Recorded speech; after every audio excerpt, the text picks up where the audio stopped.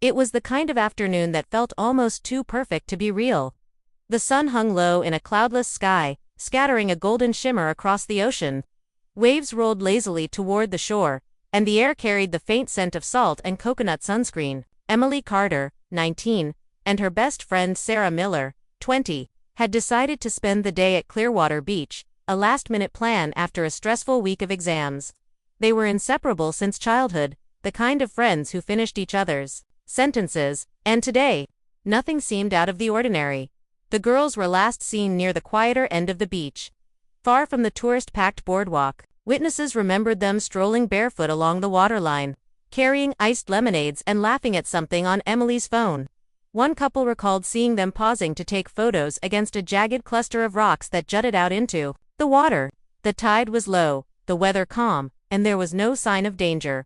No rough currents, no storms approaching. Yet, for some reason, the girls seemed drawn farther down the shoreline, toward a stretch where the sand turned darker and the beach narrowed into dense mangroves.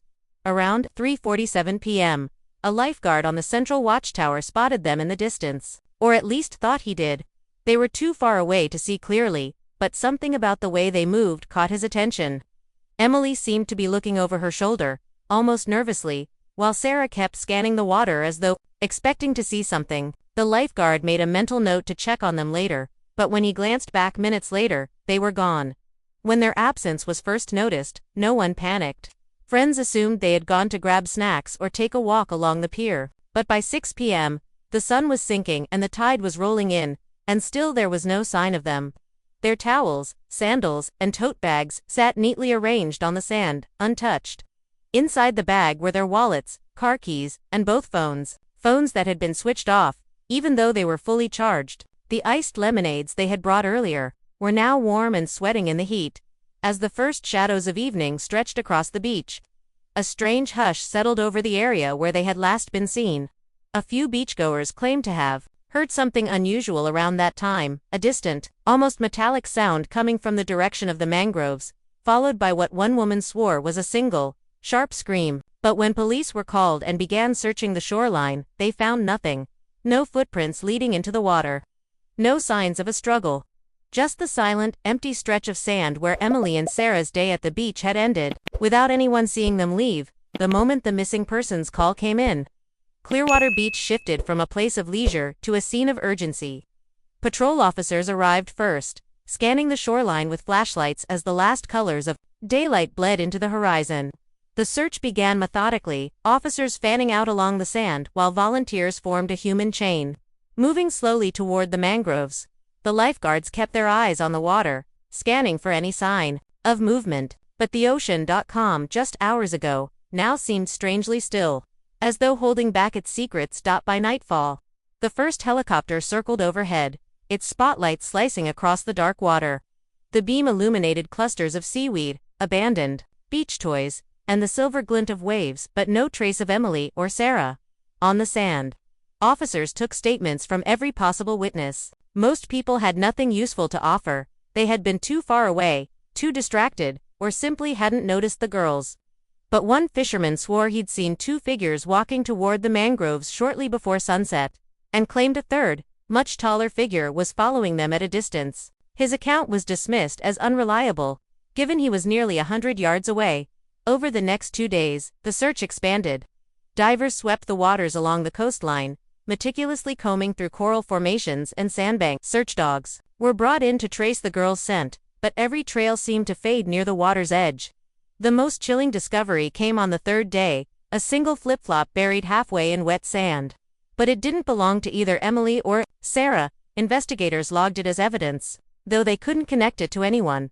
The longer the search went on, the stranger the details became. The mangroves yielded no clues except for a section of freshly disturbed mud and several broken branches, as though someone, or something, had passed through recently. The tide charts revealed that the water in that area had risen unusually fast that afternoon, far more than expected, though weather records showed no storm systems or abnormal wind activity. More unsettling still, one of the search boats reported picking up an unexplained blip on their sonar, a large, moving shape. But when divers went in to investigate, it was gone. By the end of the first week, the beach was almost deserted. Tourists avoided it, spooked by the rumors swirling through town. Some whispered about dangerous rip currents. Others speculated about human trafficking or a hidden cave system beneath the mangroves. But the most unnerving theory came from an old sailor who claimed the girls had crossed into the other side, an uncharted stretch of sea locals said was cursed. The police brushed it off as folklore. Yet the way their search was yielding nothing, no clothes, no bodies, not even a fragment of jewelry, made even the most rational officers start to wonder if something unnatural was at play. It was on the 8th day after the girls' disappearance that the first truly strange clue surfaced. A local fisherman named Robert Hensley had been out at sea in the early hours of the morning, his small boat rocking gently in the quiet Gulf waters. The night was calm, the moon bright, when he heard it faint, distant, and unmistakably human. At first, it sounded like laughter, high-pitched and echoing across the water. But as he steered toward the sound, it shifted, laughter melting into cries for help, then into something else entirely. A noise so sharp and metallic it sent a shiver crawling up his spine. By the time he reached the area he thought it was coming from, the sound had vanished as if swallowed by the ocean. Robert reported what he heard to the police, but they didn't know what to do with the information. His location matched a patch of open water far from the mangroves, far from anywhere the girls could have swum on their own. Still, it wasn't dismissed completely. The next morning, officers sent a patrol boat to investigate, but found only an empty stretch of calm blue, broken only by a floating piece of driftwood. The officers noticed something odd about it, a deep, straight groove carved into the wood, almost like it had been marked intentionally. Later that week, a lifeguard named Jenna discovered something washed ashore near the northern tip of the beach. It was a small wooden charm, no bigger than a coin, strung with fraying twine. The carving on its surface was crude, a circle with 4 jagged lines radiating from the center, like a distorted sun. Locals confirmed they had never seen anything like it sold in the shops or made by the coastal artisans. One elderly beach swore he had seen that same symbol in an old maritime journal, though he couldn't recall what it meant. Even more unsettling was what happened to the charm once it was logged as evidence. According to the officer who collected it, the object felt unusually warm, as though it had been sitting in sunlight for hours, but it had just washed in with the tide. That same night, the evidence locker's camera captured a flicker of movement near the shelf where it was stored, though no one had entered the room. The footage was blurry, the frame half obscured by static, and officially dismissed as a technical glitch. By the 10th day, the search teams were running on little more than caffeine and nerves, but these odd discoveries kept them from giving up entirely. A fisherman hearing voices, a charm with no origin, and sonar pings detecting shapes that vanished without a trace. They were pieces of a puzzle no one could yet assemble. And if these were signs left behind by Emily and Sarah, then the bigger question was far more chilling. Were they trying to be found, or warning everyone to stay away? Weeks turned into months, and the once vibrant energy of the investigation began to dissolve into silence. The search headquarters, once buzzing with radios, maps, and urgent chatter, now sat half empty, the walls still papered with the missing girls' photos. Detectives rotated in and out, bringing the same questions to the families and receiving the same answers. Without new leads, the investigation stalled. Emily's and Sarah's faces began to fade from the news cycle, replaced by fresher tragedies. For many in Clearwater, the case was quietly shifting from urgent search to unspoken loss. The families, however, refused to give up. Sarah's mother continued to visit the beach every Sunday, leaving flowers in the exact spot where their belongings had been found. Emily's older brother spent hours studying satellite maps, convinced that the girls had been taken somewhere by boat. They hired private investigators, psychics, even retired Navy divers. All came back with nothing. The ocean, as it always had, kept its secrets. By the 3rd month, official reports began to favor a theory the families hated: accidental drowning. Authorities cited shifting tides and hidden currents, suggesting the girls had been pulled out to sea and lost.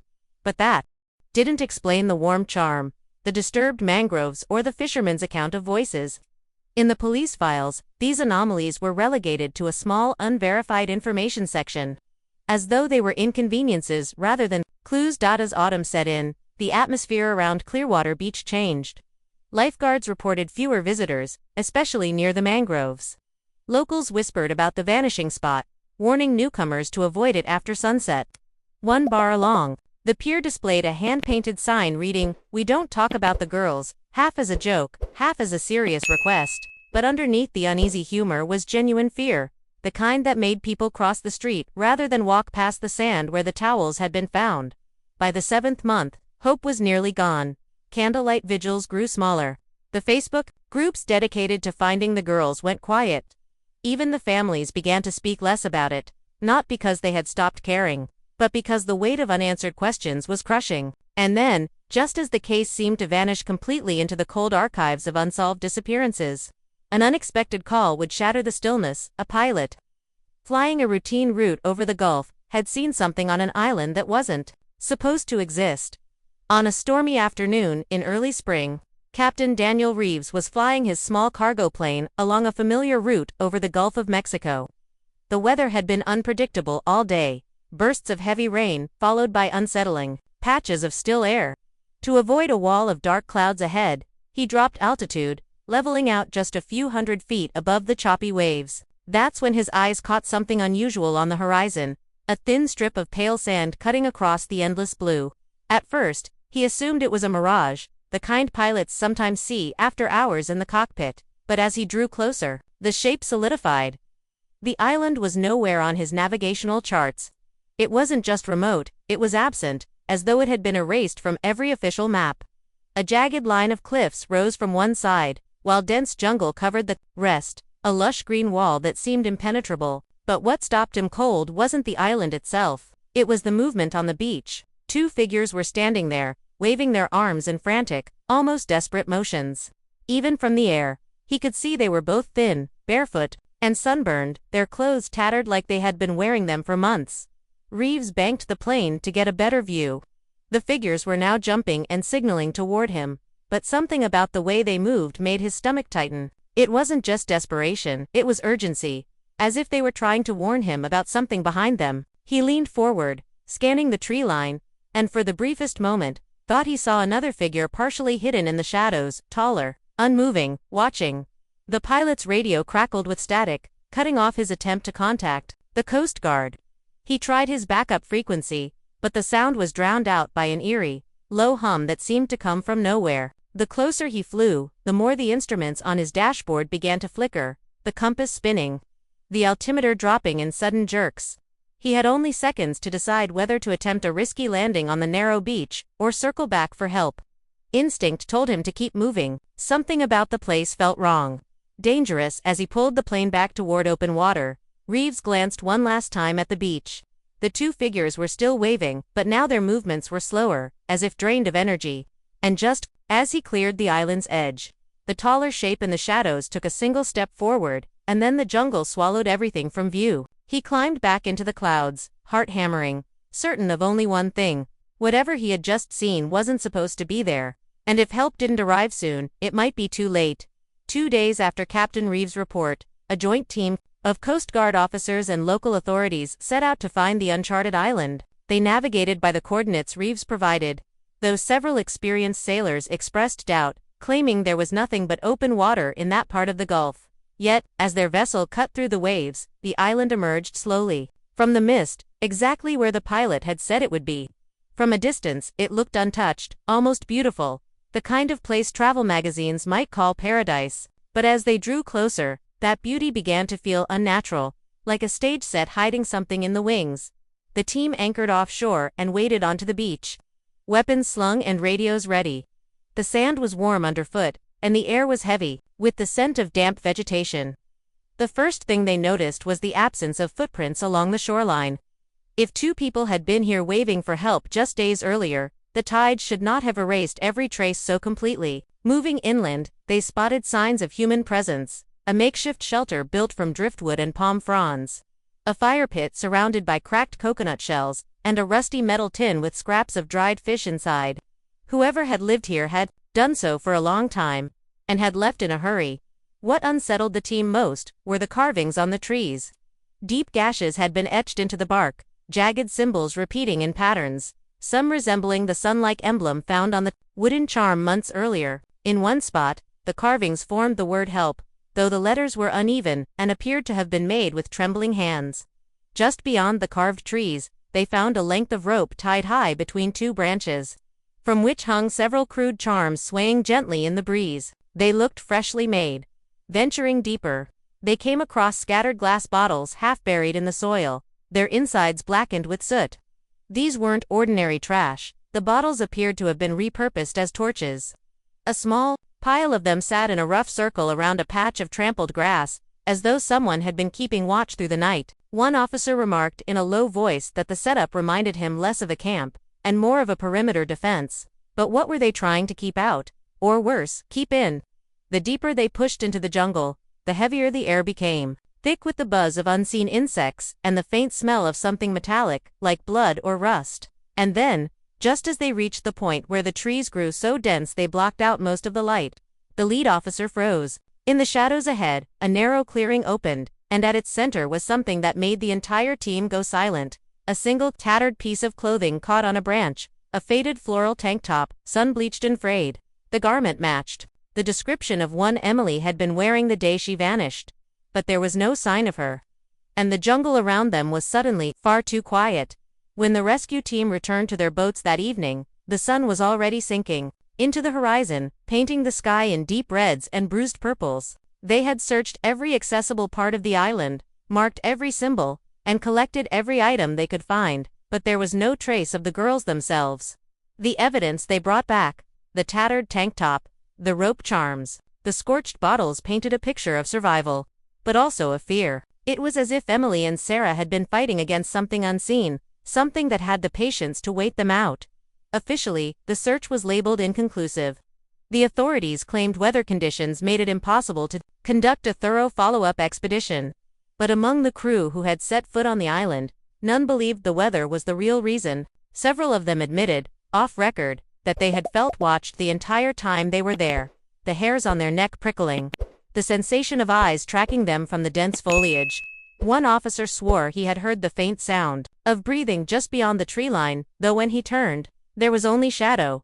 The strangest detail came from the evidence locker days later.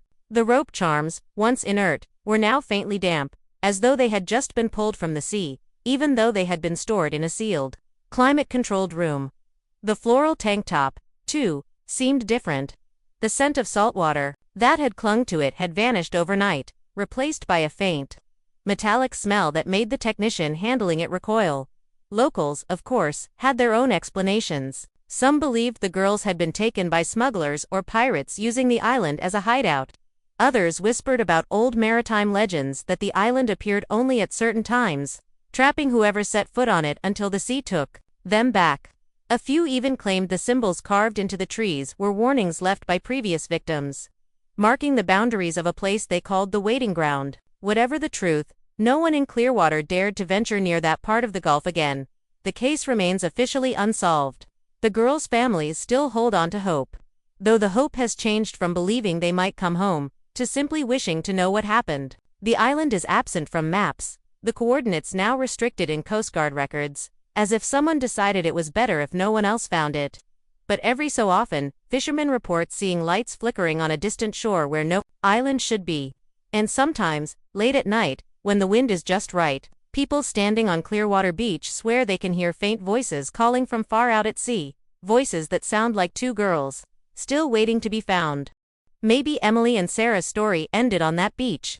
Or maybe it didn't end at all. Maybe they're still out there, trapped on a place no map will ever show, waving at the next person who dares to come close. But one thing is certain, the ocean never gives back all of its secrets. And some islands should never be found.